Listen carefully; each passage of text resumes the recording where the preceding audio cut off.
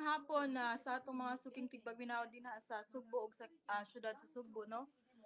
Alas 6 40 ang oras diri sa Japan karon, og ganihang mga alas 4:20 bombodyon atong na sinati, no, ang kusog-kusog yun nga linog.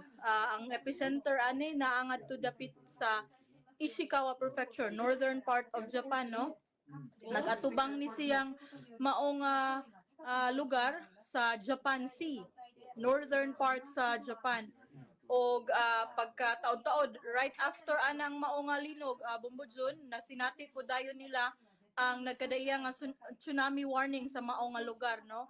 Og hangtod karon naagi hapoy mga nasinati nga mga aftershocks, kusog-kusog gihapon nga mga aftershocks. Gikataho nga 7.6 ang magnitude niini nga maong linog bombodyon, og ang mga tsunami pod naapod mismo dinha sa epicenter. Ang tsunami warning nakita gyud nato sa ilahang monitor, bombodyon, no, nga niabot siya mga 5 meters ang gitas-on sa maong lugar. Okay. Unsa mga kadaot mugna sa mao galinog?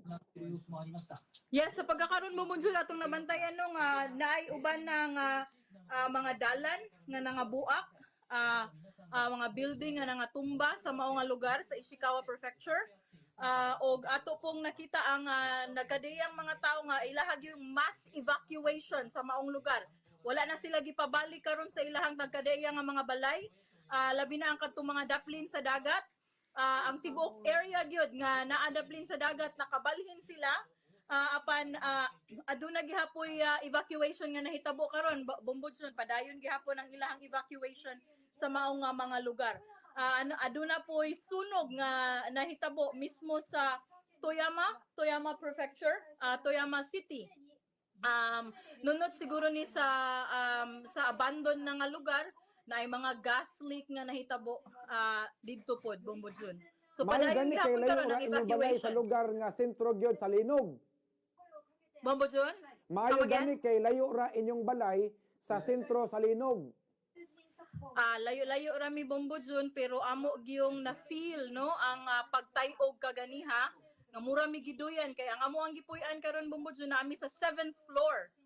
So dito jud pagkahitabo sa linog, diri ming tanan mo mga pamilya, mga amiga naami diri sa lugar, og na feel gyud namo ang gamay kalipong, ang kakusog gyud, no. 7.8 og taas-taas po siya, nilungtad siya mga 1 minute. Siguro dool sa 1 minute ang pagsigig yung tayog niya nga nagmura giduyan mi kay naman mi diri sa pinakaibabaw. So after gid adto 1 minute lang or 2 minutes na feel dayon namo or naa dayon mi nadawat nga mga warnings, tsunami warnings na dayon, evacuation na.